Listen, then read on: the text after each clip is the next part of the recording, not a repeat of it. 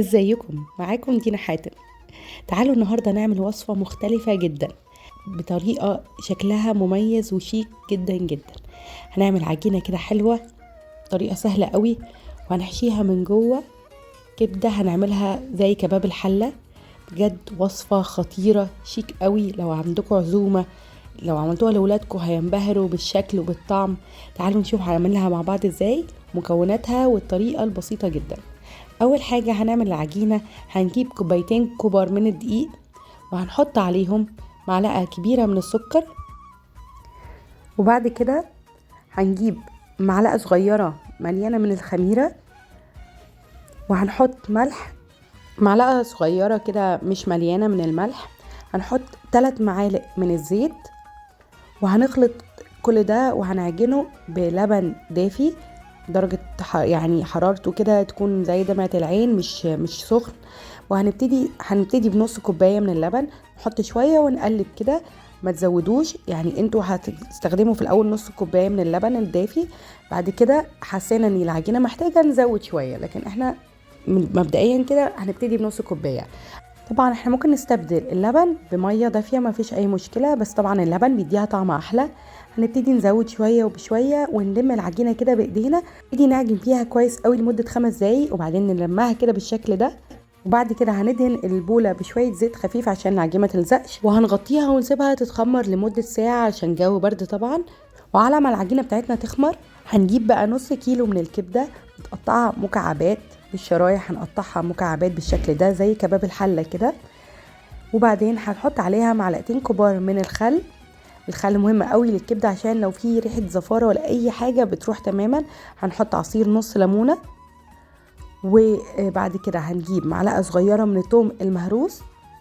حابين تزودوا ليمون مفيش مشكلة، بس نص ليمونة كفاية جدا. طبعا هنعمل كبدة يبقى لازم كمون وكزبرة، فهنحط نص معلقة صغيرة من الكمون ونص معلقة من الكزبرة الناشفة.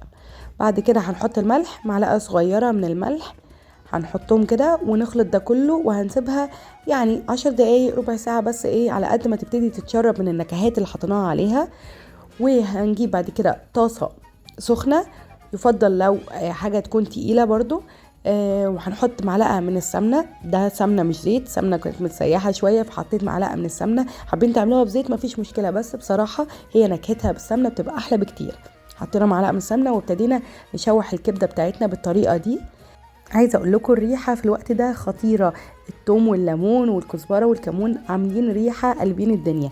هنجيب بعد كده بصلايه متوسطه ونقطعها جوليان، او في مسمى اخر هنقطعها جوانح، ونحطها ونقلب كده. اول ما تبتدي يعني تفك كده من بعضها، هننزل بفلفلايه كبيره ونقلب ونسيبهم يا دوبك كده يبتدوا يدخلوا في سوا. انا مش عايزاهم يستووا يتهروا تماما، يعني كده كويس جدا، مش محتاجين ان هم يستووا اكتر من كده خالص. هنقفل عليهم وهنبتدي نجيب صينيه زي صينيه البيتزا كده، وهندهنها بشويه زيت. محتاجين صينيه وسط مش كبيره ولا صغيره. وهنفرد نص العجينه، احنا قسمنا العجينه على نصين، نص العجينه فردناه من تحت بالشكل ده. وهنبتدي نجيب الكبده بتاعتنا ونحطها بالطريقه دي في النص، يعني ما تحطوهاش على الاطراف، جمعوها كلها في النص. وهنجيب النص التاني وهنفرده بالنشابه وهنحطها على الكبده بتاعتنا بالشكل ده. وهنبتدي نقفل، يعني غطينا الكبده بالعجينه بالنص التاني من العجين، وابتدينا نقفلها بالشكل ده. وبعد كده هنجيب بضايه وعليها رشه فلفل ورشه ملح، وهنبتدي ندهن العجينه كده عشان تاخد لون حلو في الفرن. وبعد ما هندهنها بالبيض هنجيب شوية سمسم وشوية حبة البركة كده، بيدوا طعم وشكل حلو جدا وبيفرقوا في الطعم جدا. هنجيب بقى بعد كده الصينية بتاعتنا، هندخلها فرن مولعينه من قبل كده، وهنحطها في الرف الوسطاني على درجة حرارة 200 ل 220. هنسيبها بقى لمدة ربع ساعة مش اكتر من كده. ولو حسينا ان هي استوت من تحت ومحتاجة تاخد لون كده بسيط، هنفتح الشواية 3 دقايق من فوق ولا حاجة تاخد اللون الحلو ده. بجد كده تقدموها وهي مقفولة، وتفتحوها قدام الولاد او على السفرة في العزومة، شكلها خطير. الكبدة من جوه طعمها تحفة، تقطعوا كده من العيش ده وتاخدوا كده فيها حتة كبدة، بجد طعمها فوق الروعة. انا مش قادرة اوصف لكم، لازم تجربوها، يعني جربوا الطريقة دي هتعجبكم جدا جدا. مش متخيلين قد ايه شيك وقد ايه طعمها مميز. اهم حاجة ما تنسوش لو الفيديو عجبكم اللايك والشير وسبسكرايب على القناة على اليوتيوب.